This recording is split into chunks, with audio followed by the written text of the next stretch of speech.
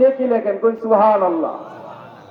আর যিনি কোনো বান্দা দুরূদ শরীফ পড়ে 3টা ফায়দা। 1 নম্বর হলো তার আমল নামায় 10টি নেকি লেখা হয়। 2 নম্বর হলো তার আমল নামায় আপনার 10টা গুনাহ মাফ করে দেওয়া হয়। আর 3 নম্বর হলো 10টা গুনার পরিবর্তে আল্লাহ পাক সওয়াব লিখে দেন, বলেন সুবহানাল্লাহ। তাহলে আমরা অনেক সব সময় আল্লাহ রাসূলের, যখন আমরা রাসূলের নাম শুনবো, সাথে সাথে আমরা আল্লাহ রাসূল সাল্লাল্লাহু আলাইহি ওয়াসাল্লামের উপর দরুদ শরীফ পড়ব। আলহামদুলিল্লাহ, এই যে মজমার ভিতরে যে আমরা বসছি, এই মজমার ভিতরে যদি কোনো মানুষ যদি স্ট্রোক করে মারা যায়, তাহলে আমি মনে করি আল্লাহ রাসূলের হাদিস কোরআনের আয়াতের দ্বারা প্রমাণিত আছে, অবশ্যই অবশ্যই ওই ব্যক্তির হলো জান্নাতি, বলে সুবহানাল্লাহ। তাহলে এই মজমাটা কেমন মজমা মনে করছেন? গতকালকে এই চান্দা লাগানোর আগে এই জায়গাটার নাম ছিল বাইদেক, ঠিক না?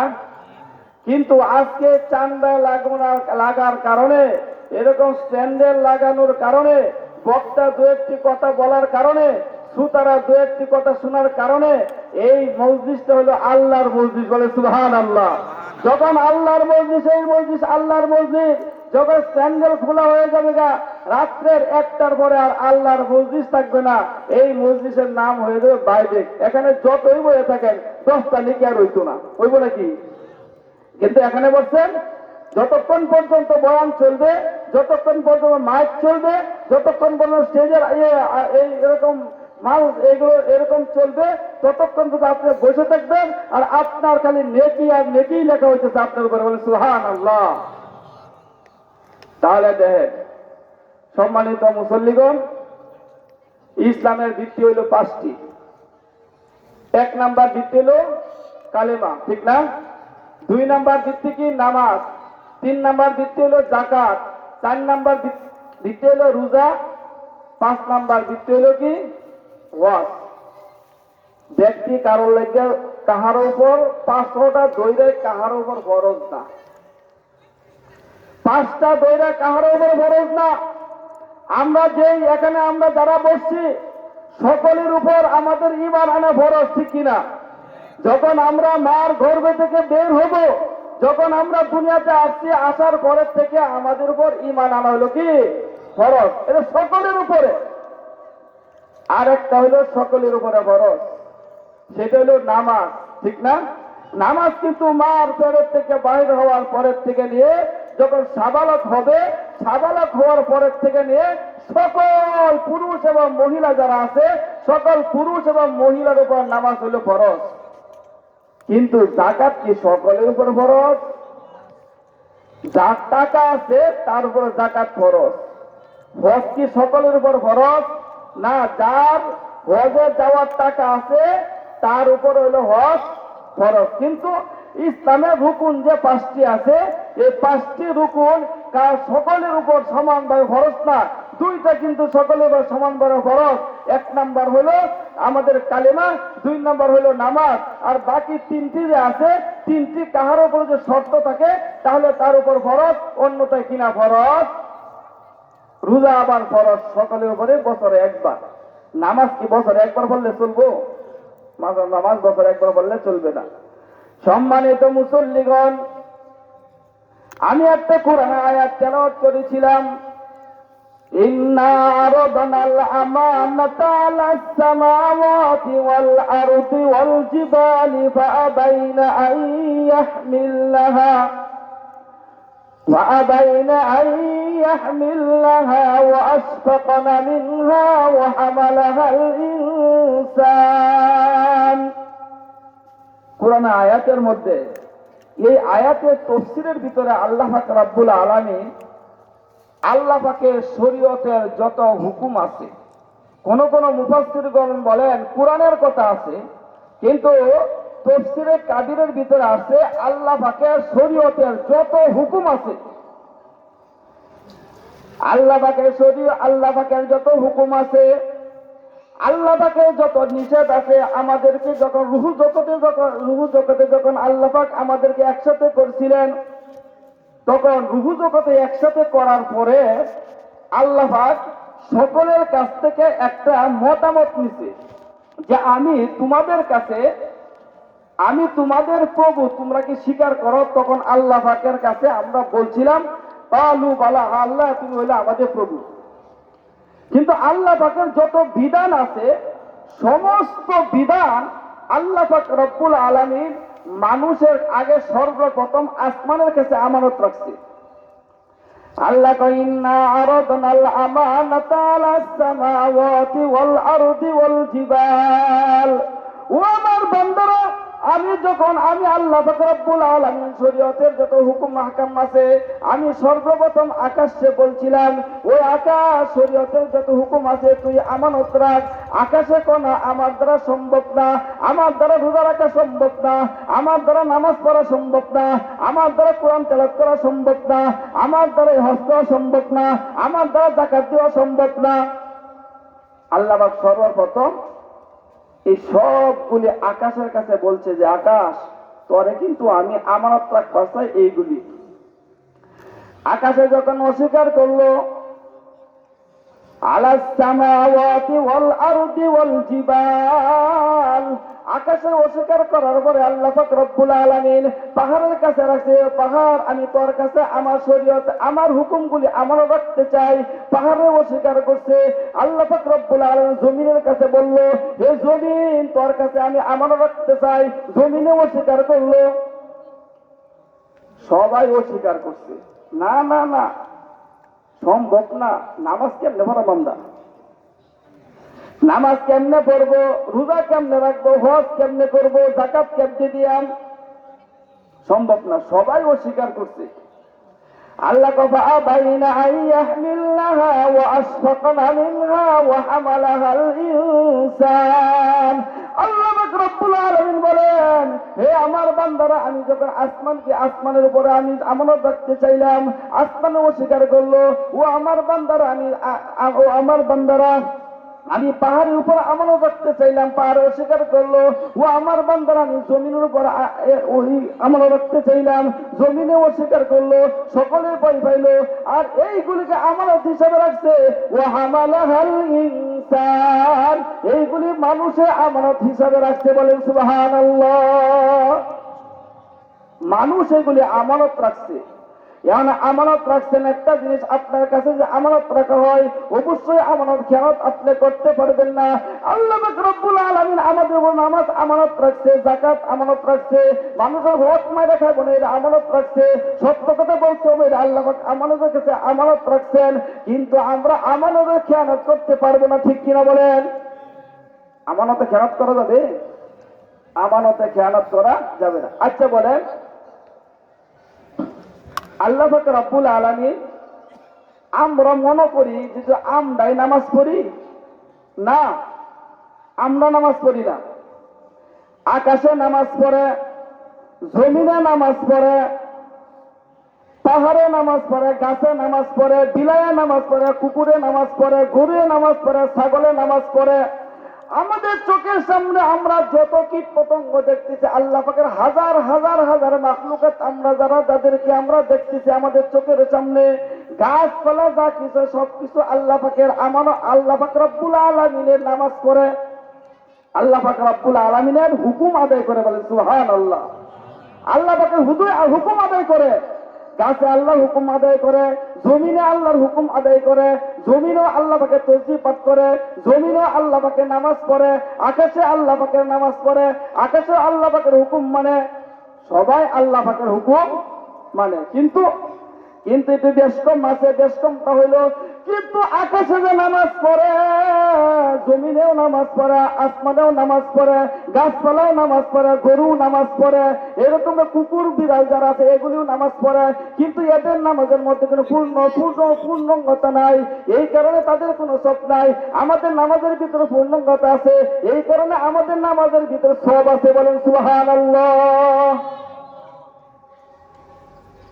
এই কারণে হাদিসের ভিতরে আছে, কুরআনের ভিতরে আছে, কুল্লুন কাদ আলিমা সালাতাহু ওয়া তাসবিহাহু কুল্লুন কাদ আলিমা সালাতাহু ওয়া তাসবিহাহু। গাছেও কেমনে নামাজ পড়তে হবে তার নামাজ বুঝে সে নামাজ পড়ে, আকাশে কেমনে নামাজ পড়তে হবে তার নামাজ বুঝে সে নামাজ পড়ে, জমিনে কেমনে নামাজ পড়তে হবে তার নামাজ বুঝে সে নামাজ পড়ে, পাহাড়ে কেমনে নামাজ পড়তে হবে তার নামাজ বুঝে নামাজ পড়ে।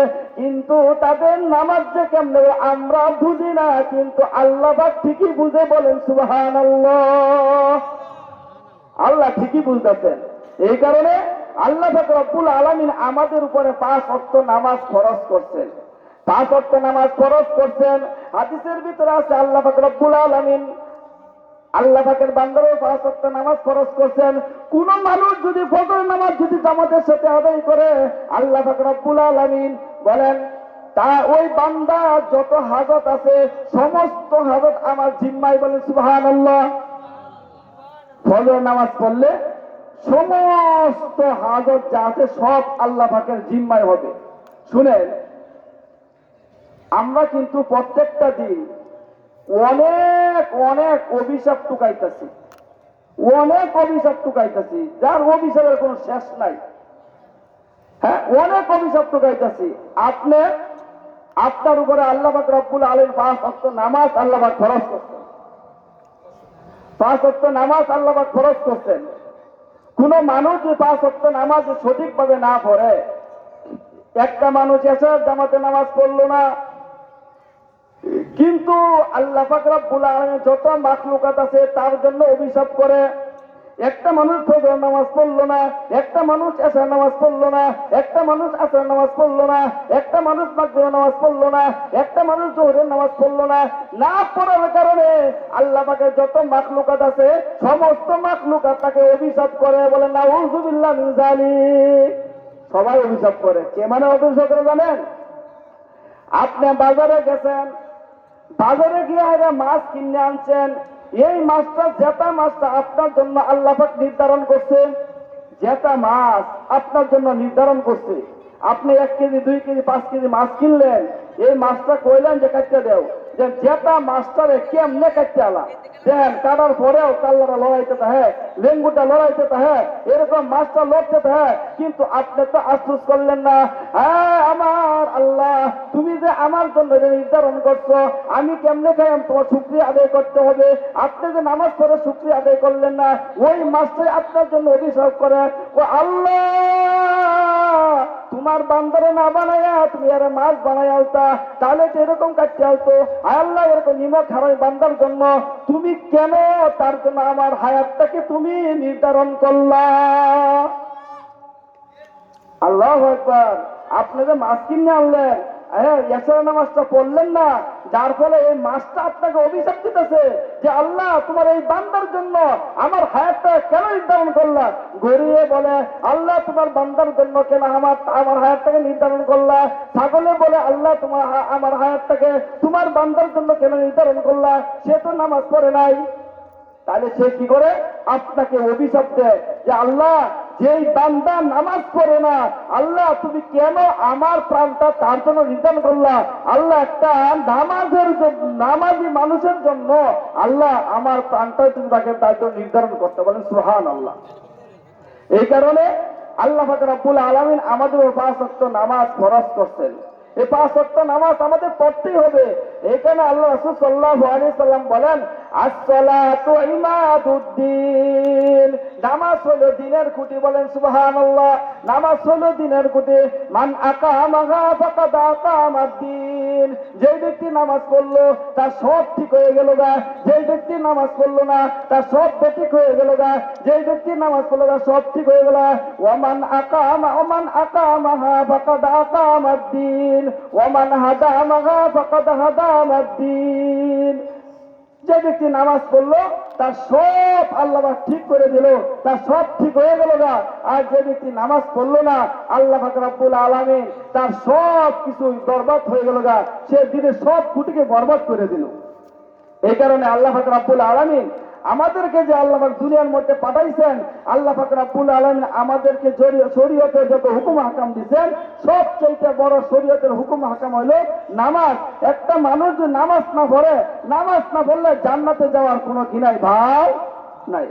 এখানে আল্লাহ রাসূল সাল্লাল্লাহু আলাইহি ওয়াসাল্লাম বলেন, ও আমার উম্মতেরা, যদি তোমরা হাসরের ময়দানে আমার সুপারিশ কায়েম করতে চাও তাহলে তোমাদের 5 ওয়াক্ত নামাজ আদায় করতে হবে। তোমরা যদি সুপারিশ আদায় করতে চাও আমার, তাহলে 5 ওয়াক্ত নামাজ পড়তে হবে। হাসরের ময়দানে আল্লাহ পাক রব্বুল আলামিন যারা নামাজ পড়ে, আল্লাহ পাকের হুকুম আদায় করে, তাহলে হাসরের ময়দানে আল্লাহ পাক রব্বুল আলামিনের সামনে আল্লাহ রাসূল সাল্লাল্লাহু আলাইহি ওয়াসাল্লাম তাই ওই বান্দা, আল্লাহর বান্দাকে টুকায় টুকায় সে জান্নাতে প্রবেশ করাবে। বলে সুবহানাল্লাহ, সুবহানাল্লাহ।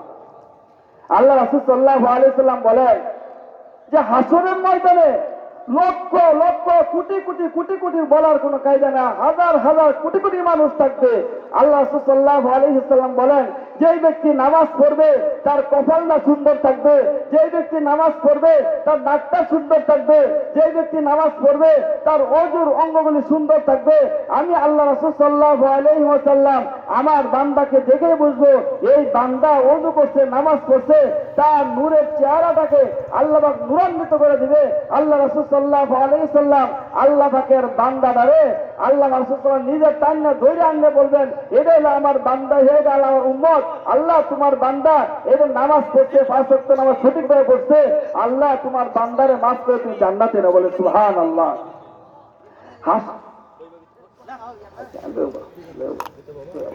তাহলে আল্লাহ রাসূল সাল্লাল্লাহু আলাইহি ওয়াসাল্লাম কি বলছেন, যে আল্লাহ রাসূল সাল্লাল্লাহু আলাইহি ওয়াসাল্লাম বলেন 5 ওয়াক্ত নামাজ আমাদের সঠিকভাবে কি করতে হবে, পড়তে হবে।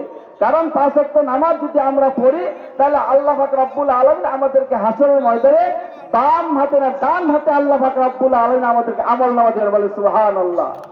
فأما من أوتي كتابه بيمينه فيقول هاؤم اقرءوا كتابيه إني ظننت أني ملاق حسابيه। আল্লাহু আকবার।